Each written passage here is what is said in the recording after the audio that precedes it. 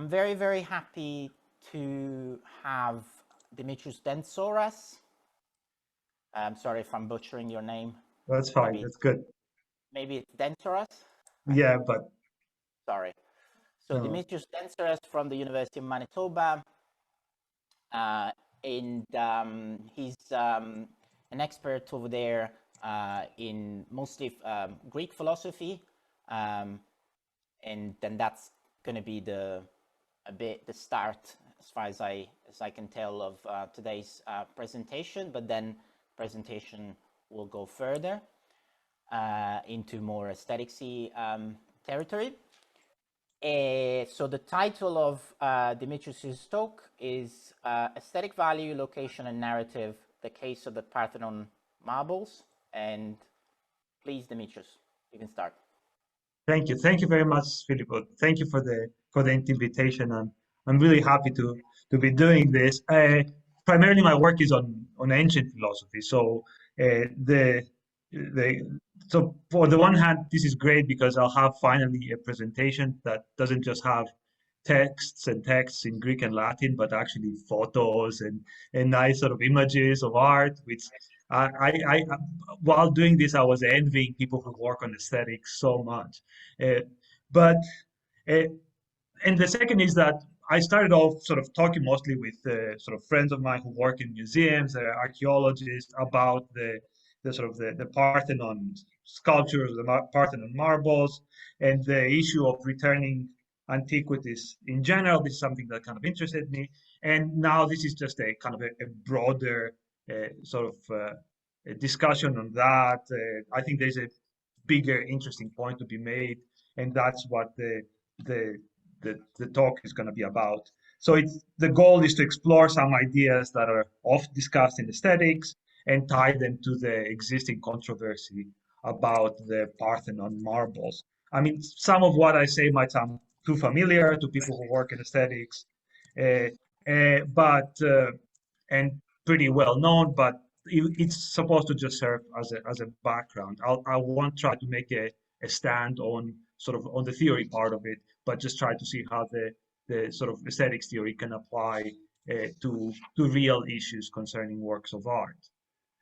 So the outline is going to go along those lines. So I'll say a little bit about aesthetic value and aesthetic judgment, mostly as sort of a background and introduction, get some of the ideas that I think will become relevant, mostly about aesthetic value and how to ascertain it and how it is affected by our experiences, and then move on to this idea that aesthetic value can be affected by different factors, and I'll be focusing on location, so where the artworks are located. Obviously, talking mostly about so visual artworks, sculpture, painting, and architecture.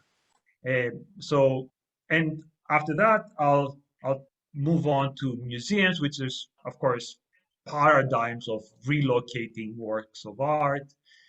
So I'll see how the aesthetic properties and the aesthetic value of artworks can be affected once they're placed in museums. Explore a little bit reasons why things should be placed in museums that have to do with their aesthetic qualities and aesthetic judgment rather than mere preservation and availability, and introduce this idea of museum narratives. So there's quite a bit of literature on how museums functions as narratives. So I want to say a little bit about how sort of this narrative affects the aesthetic value and properties of the exhibits, the artworks that are presented. And then sort of the last bit, which might be the bulk of the talk, will be discussing the Parthenon sculptures, so give a bit of the background history for those who don't know it, and then try to make two arguments, one in favor of their remaining in the British Museum and one in favor of them being returned to the Acropolis Museum or to Athens, based on this idea of changing location affecting the aesthetic value of a work of art. So trying to make the argument that the aesthetic value of these works will be enhanced either by remaining in the British Museum or by being moved in the Acropolis Museum. All right, so just some sort of general ideas and definitions of aesthetic judgment, aesthetic values. These are some very general accounts of aesthetic value that I sort of just throw out there. The one describes aesthetic value as the value that an object or state of affairs possesses in virtue of its capacity to elicit pleasure or some similar positive experience, perhaps, when appreciated or experienced aesthetically.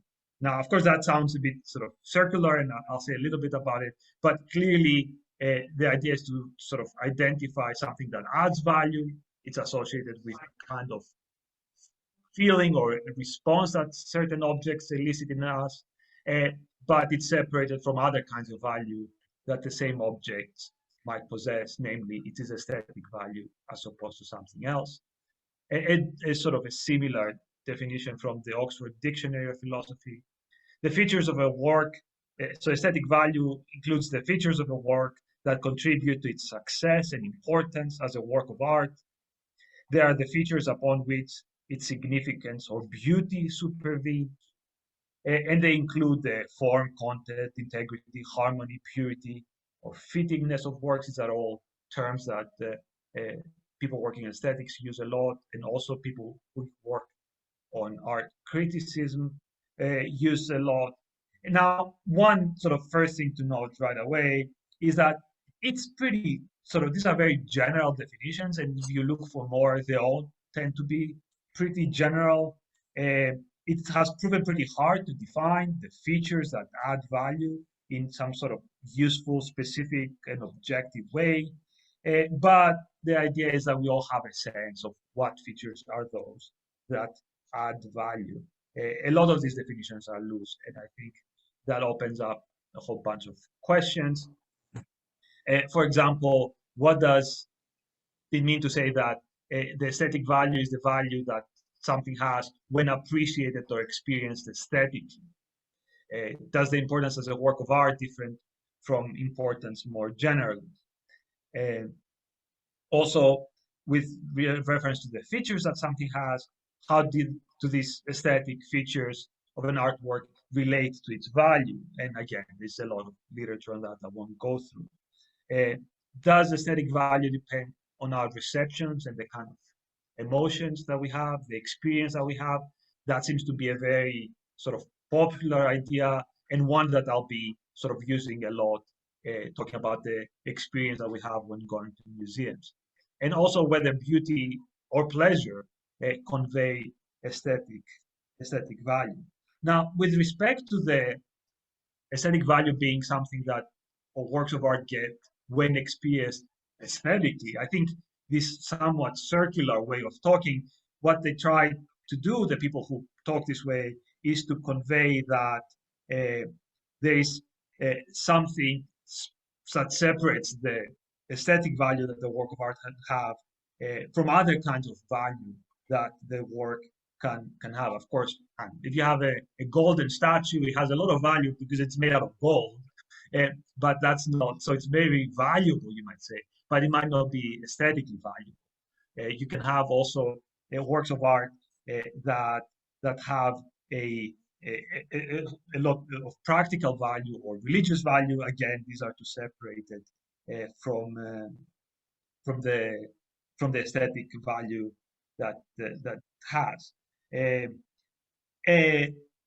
And also, perhaps more importantly, this kind of talking about the special kind of value would qualify the kind of pleasure that usually gets associated to aesthetic value. Of course, the two are very hard to tell apart. So, for example, I thoroughly enjoy listening to Vivaldi's Four Seasons, but the kind of pleasure that is aesthetically relevant and adds to the aesthetic value of the Four Seasons, as opposed to other kinds of values that still has to do with the sound of the Four Seasons, they're very hard to separate. So I have a toddler that listens to the Four Seasons and kind of moves along and enjoys it very much, probably the baby does not grasp the aesthetic qualities of the work, but experiences a different kind of pleasure. So the pleasure and the value, they're similarly obviously related, but it's very hard to sort of say which one it is. So just to do a little bit of background history, one way to kind of talk about the value that a work of art has, the specifically aesthetic value, as opposed to other kinds of value and other kinds of pleasure, is Hume's distinction between what he calls the delicacy of taste and the delicacy of passion. So he says the delicacy of taste has the same effect as the delicacy of passion. It enlarges the sphere both of our happiness and misery, makes us sensible to pains as well as pleasures, which escape the rest of mankind. But he believes that, notwithstanding the resemblance, delicacy of taste is as much to be desired and cultivated as delicacy of passion is to be lamented and to be remedied if possible. Whatever connection there may be originally between the two species of delicacy, because there's nothing so proper to cure us of this delicacy of passion as cultivating the delicacy of taste. So it's almost like a different aspect of our perception and thought that the two affect. The delicacy of taste is something that needs to be trained. At the bottom level, they are the same. There's some pleasure that we experience, but we experience it in very different ways, he seems to think. And the one is the cultivated sense of delicacy of taste that I get when I know about music and enjoy the four seasons, where the delicacy of passion might be something that does not involve any kind of anything other than just some sort of pure pleasure that I experience.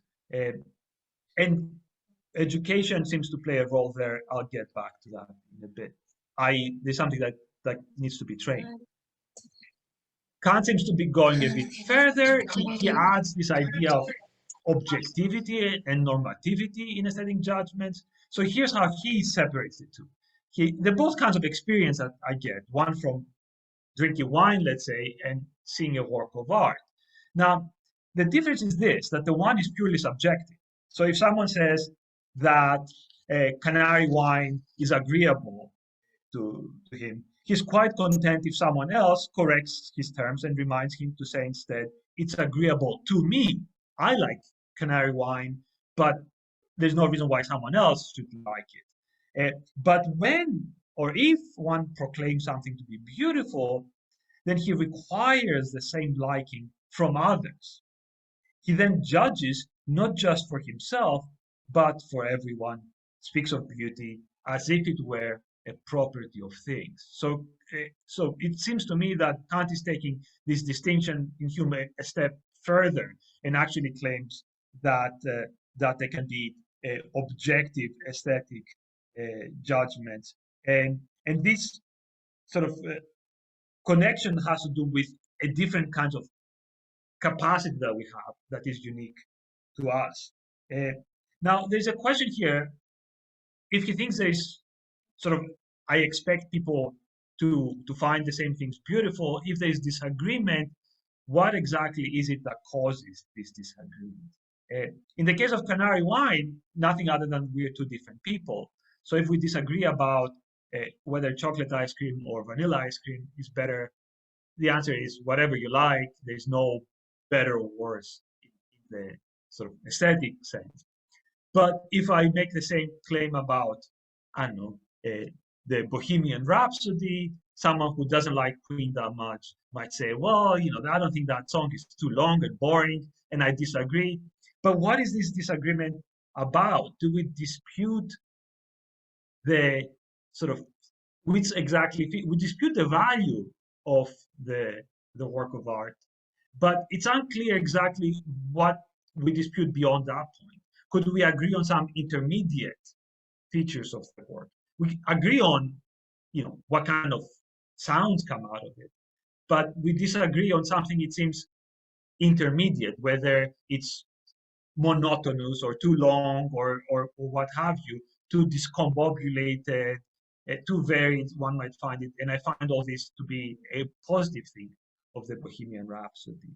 So the way that aesthetic judgment seems to be formulated is I perceive certain qualities, they elicit a response to me. This response is something that is not as crude as liking the wine, but something that needs to be trained, so to speak, become a delicacy of taste now rather than mere passion. And then what sort of I should be able to do is connect these features with aesthetic value. But of course, how that happens, there's a lot of gray in it. So Kant told us that there can be objective aesthetic judgments, perhaps because we can move from the perceptual qualities to the perceptual qualities should elicit similar reactions to us because we have the right standard of taste and then agree on the value. But the movement is not as clear. So contemporary, I guess, aesthetics sort of doubts this or tries to find the more middle way of doing it. So Kivi has a discussion of these aesthetic terms, and he thinks that, look, there's these three levels, it seems: the immediate perception, these kind of intermediate features that we often associate with art, things like it's sentimental, uniform, aesthetic terms in general, and they contribute then to aesthetic value. But exactly how each one of these leads to a certain kind of value, it varies a lot. So the way he puts it is this: it says it seems to be a reasonable division of aesthetic terms vis-a-vis their value tending, and to say that they're terms that are unequivocally value tending, independent of the context. Things like unified or character things, terms that tend to sometimes be one way and the opposite another, but they're never neutral. Things like sentimental. So two people can agree that this piece of music is sentimental. One finds the sentimentality to be a bad thing that makes it less valuable. The other person finds the exact same sentimentality to be a good thing that makes it more valuable. So it's unclear how sort of to work all these features into a consistent idea about aesthetic value. And then there's terms that might tend one way or another. So sometimes the same things like mournful can be used to describe something, a work of art, and someone might not find it mournful or something. One last bit of the theory, and then I'll get to the fun stuff. Another sort of historically, again, it seems that human can't find this pleasure or the sense of beauty perhaps to be the sort of the telltale sign of aesthetic value. And again, that has been doubted, and I think rightfully so, by more contemporary literature. So I think the notion of aesthetic value will not only leave a lot of gray contra Kant. So it's not so clear that there's always an objective judgment. At best, we can have a whole bunch of features, aesthetic features that then we can evaluate in different ways. But on top of that, we might not even find anything clearly associated with value in every case. So Levinson, for example, says that the connection between art and pleasure is deceptively familiar.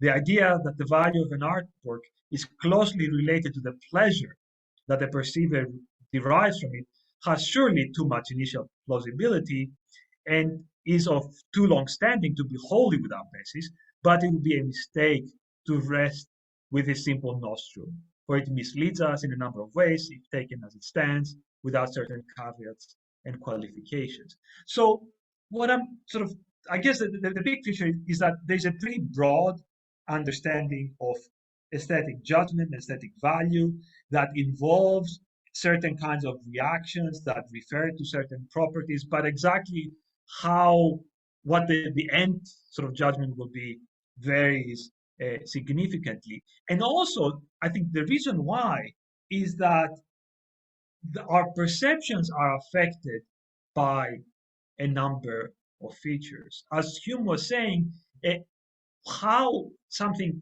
sort of, how should I put this, talks to our delicacy of taste might vary depending on a lot of factors. So what I want to do is take this pretty sort of mixed bag of features as it is and try to show how they are affected in so many ways that it is difficult to sort of make one general claim at the end.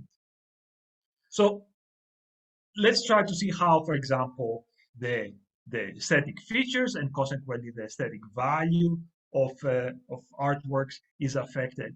And what I want to talk about is their location. Now, location might function differently. So some works of art are clearly bound to a specific location. Uh, the most obvious example are buildings that they have to be where they are. They can't be moved around. Others are movable.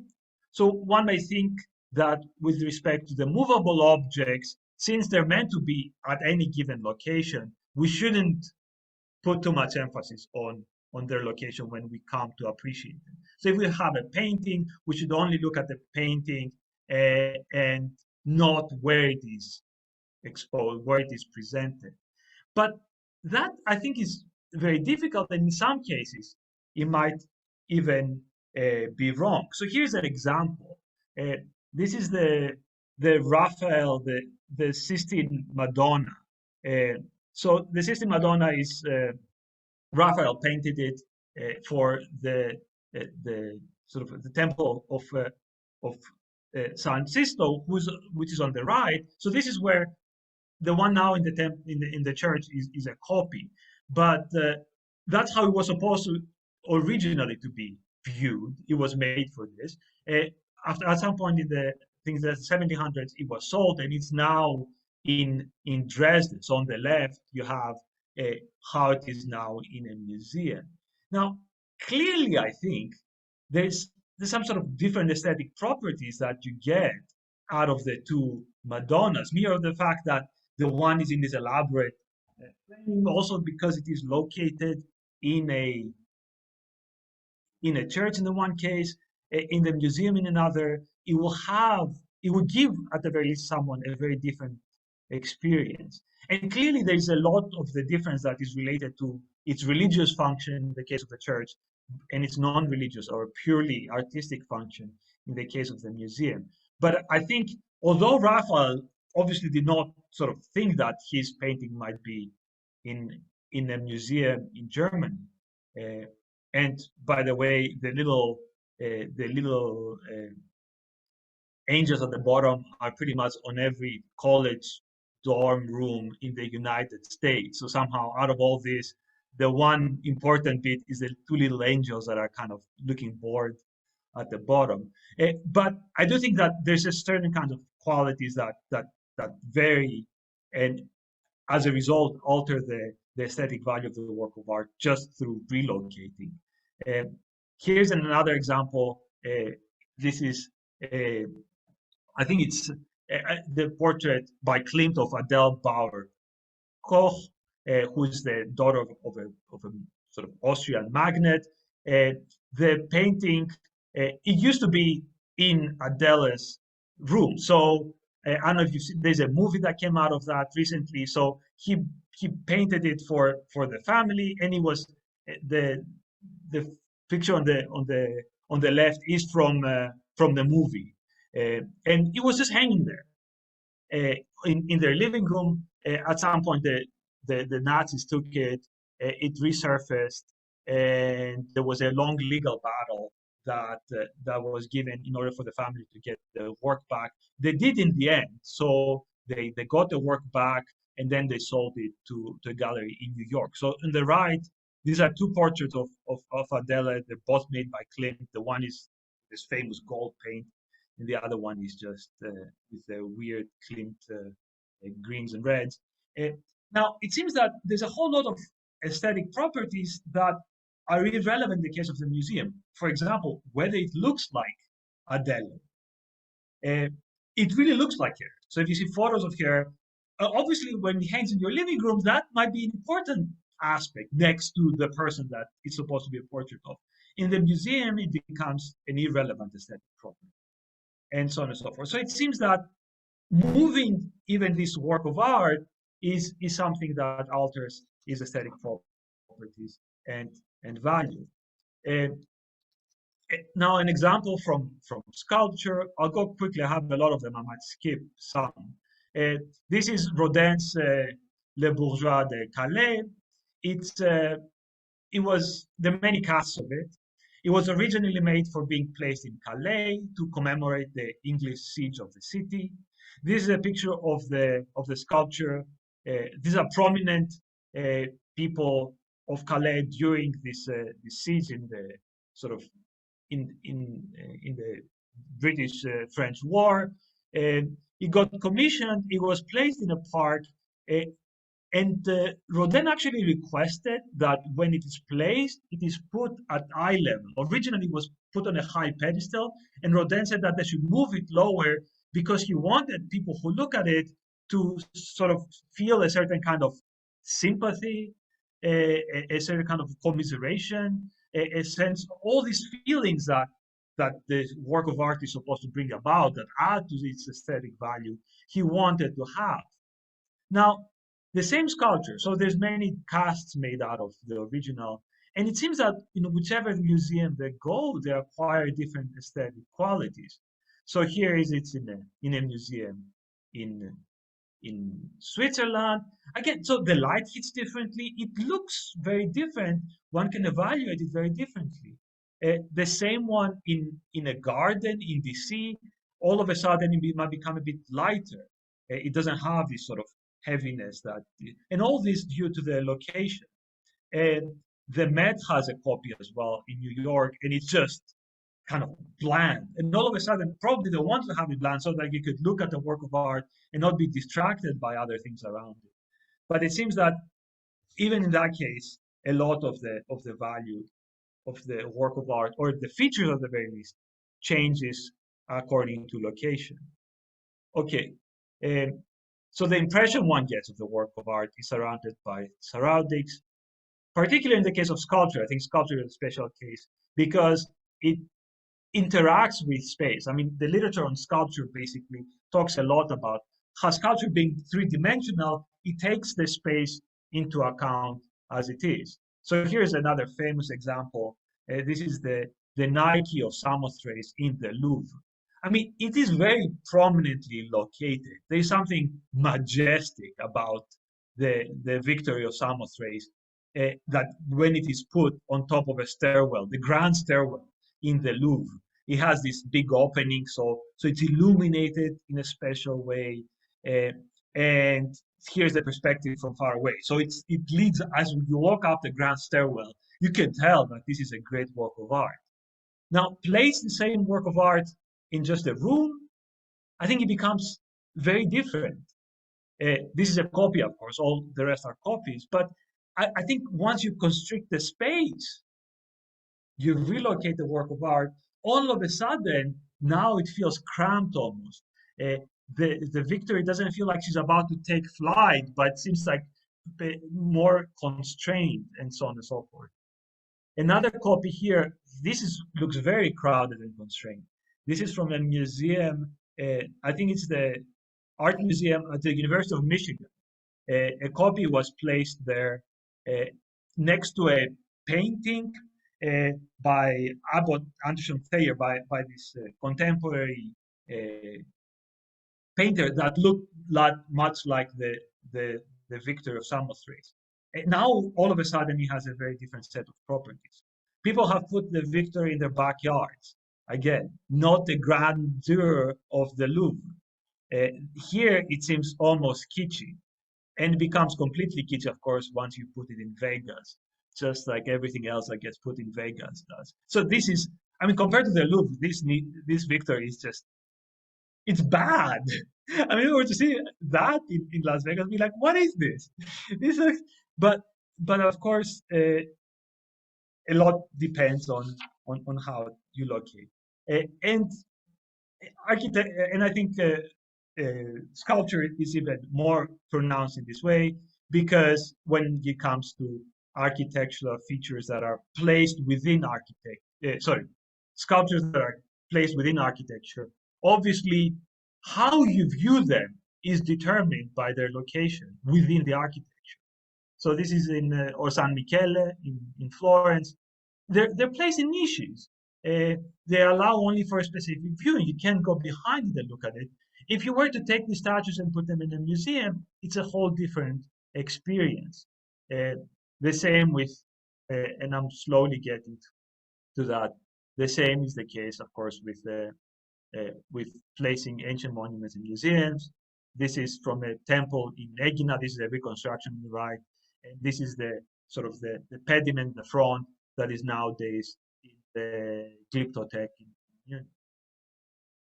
Okay, I'll skip the architecture. I'm just gonna make it one more important point, I think.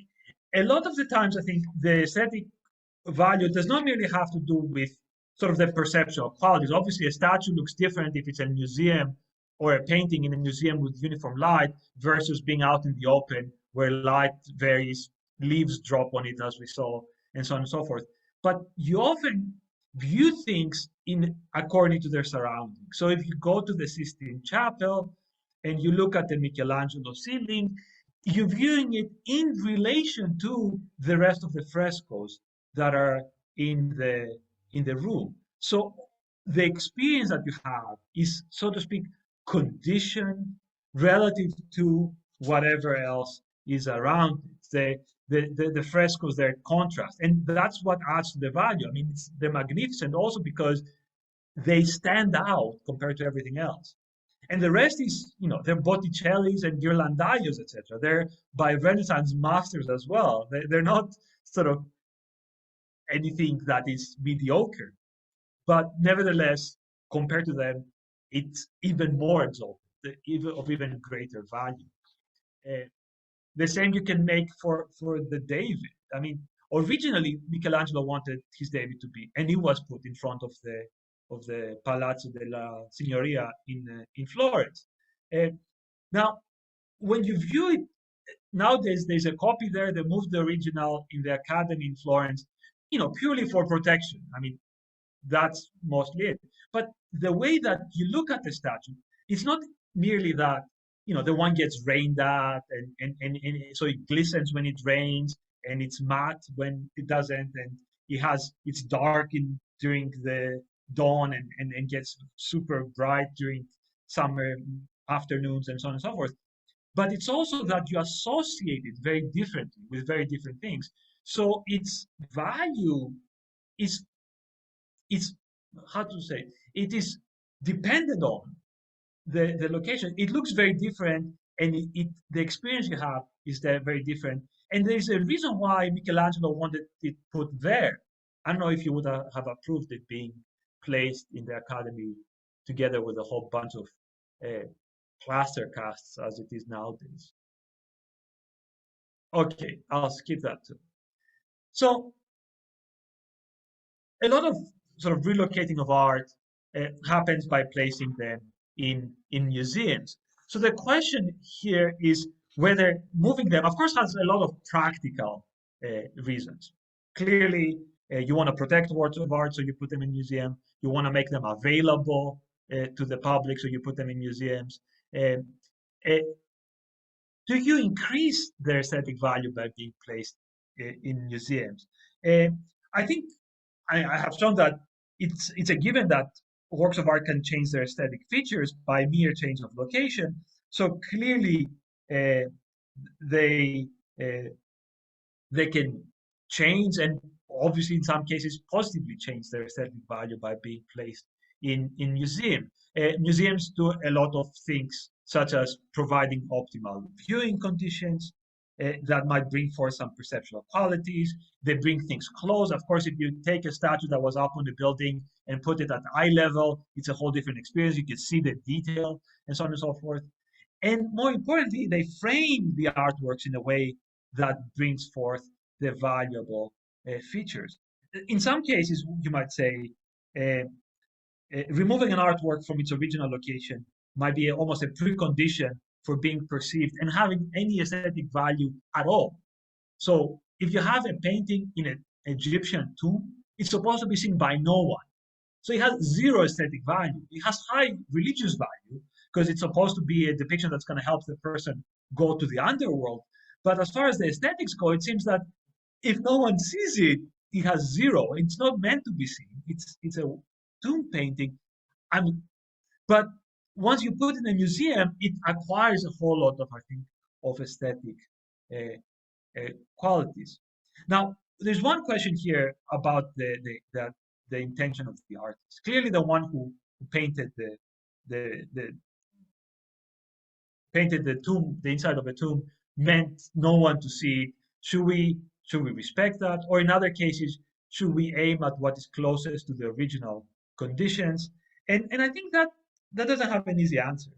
Uh, I think I actually think that I'll say later more on that later, but I think the intention is not that important. As a matter of fact, uh, perhaps it's a good thing for museums to uh, to remove things from the original location exactly because they divorce them from all other features that they have and they focus merely on the aesthetic qualities. So if you take a painting out of a church, an altarpiece, it's viewed as a holy icon. You put the icon in a museum, then it's a work of art all of a sudden. So perhaps changing the original intention might even enhance works of art.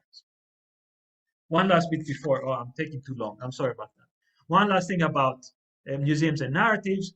Now, museums, one way in which they try to enhance works of art is by placing them in a narrated way. So museums can function as narratives. Here are some quotes that say exactly that. They use art objects as elements in institutionalized stories that are promoted to an audience. Their story or narrative is a vehicle of choice for channeling the content of the museum.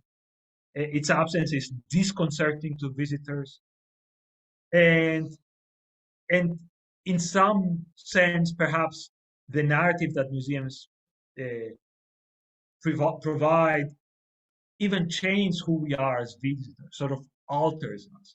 And I think this is a main feature of museums. What museums try to do is they take you through this narrative.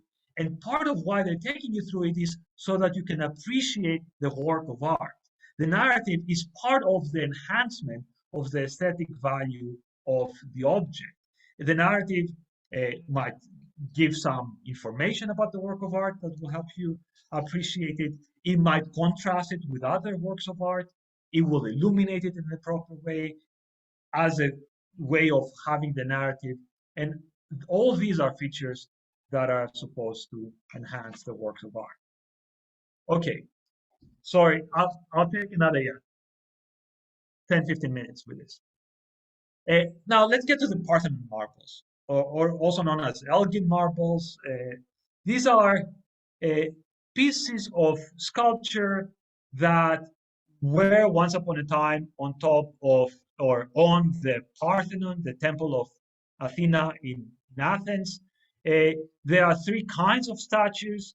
There are the pediments, who are at the sort of triangular bit in the front and the back, the east and the west side. Then there's the metopes that are these sort of cartoon-like bits that are separated by these sort of structured bits. And then there's a frieze, which represents a possession that was sort of on the inside of it. Now, there's about half of the stuff surviving of the pediments and the metopes and the frieze. Half of it has been destroyed, half of it survives, and of that survives, about half of it is in the British Museum, and half of it is in the Acropolis Museum in Athens. What Elgin took was 21 figures from the pediments, a whole bunch of metopes which depict these battles. You'll see photos of those, and a bit of the frieze. The way that sort of the history of this is, and I'll go quickly through it. The Parthenon is made in the 5th century BCE. It has various uses as a temple and then as a church. At some point, Greece gets occupied by the Turks, and the Turks get into a whole bunch of wars, one of which is against the Venetians. And during a firefight between the Venetians and the Turks, a part of the temple is destroyed. Actually, they used the inside of the temple to store gunpowder. I mean, who would store gunpowder inside the Parthenon? But that's what they did. Then the Venetians threw basically a grenade smack in the middle of it, so it all blew up. It's a miracle the temple still stands, if you think about it. They were literally bombarding the Parthenon, the Venetians. They were shooting at cannons with it because there was a bunch of Turks in it. So there's a significant damage. Most of the bits of the sculpture that we see in museums nowadays falls off. Then in 1798, Thomas Bruce, the 7th Earl of Erskine, is appointed as an ambassador to the Sultan. And he is an art lover, and he goes and he visits the Parthenon, and he sort of sees that there's a whole bunch of sculptures that are lying around. He asks permission to sort of paint them and make casts of them, so make copies of them. He has a bunch of artists with him. He gets a permission to do that, and he asks also if it's okay if he takes some of the stuff. And there's a lot of legal stuff on whether he really gets a permission. We can get to that in the Q&A. We can have lots more on the details of it. But in any case, he gets something that looks like a permission, so he begins to remove the material. So slowly, over the course of 10 years, he starts removing bits of the Parthenon sculptures and shipping them to England. In about 11 years, he managed to get what is now about a quarter of the original friezes, metopes, and pediment statues. He sends them to England. Originally, I think his intention was to decorate his house with them, which sounds absurd, but that was the idea, that he would just take the stuff and put them in his house. But he gets a divorce. He has to sell them to the British Museum, where they are right now. People protest this. The Greeks protested once Greece becomes independent a few years later. And what happens is the Greeks, in order to house the museums, built the Acropolis Museum across from the actual site of the Acropolis, and place the surviving bits that stayed in Athens, and have put copies of the bits that are in the British Museum with the sign says, "These bits are in the British Museum. We hope that they're going to come out." So the British Museum, this is some photos of the exhibit. Really, they serve as, the whole of the British Museum is a narrative through world history, through works of art. The exhibition rooms feature fragments of the Parthenon sculpture. They feature some pieces of architecture to give you a sense, I guess. And there's a display that sort of shows how they fit the architecture. The intention is to present those as works of art history and to put them next to, if you follow the guide, you're going to have Egypt, Mesopotamia, and then the Greek statues that are supposed to give you a sense of world art history. So the exhibit, I think, kind of shows some of the arguments that the British Museum is using. So here are some of the arguments. The one is that the sculptures are an integral part of the museum. So if you think the museum is a great thing and we should have grand museums like the British Museum, then we should not remove one of its most valuable bits. They have a central part in the narrative. I didn't get to say much about narrative, but clearly that's what they're trying to say, that the museum provides this narrative of world art history, and you view the sculptures at their location in the British Museum as part of this world history. It affects your perception. And that's why you come to have a unique sense of appreciation for the works of art. So they're enhanced because they become globally significant works of art. And of course, they can be seen by millions of people. And there's an educational aspect that the British Museum keeps bringing up. Of course, lots of schools go there. But again, that has to do with the appreciation of art. Because of the education that you receive by visiting museums, you're better able to appreciate art, and the art gains in value. So these are sort of the quotes from some of the trustees and the director of the British Museum.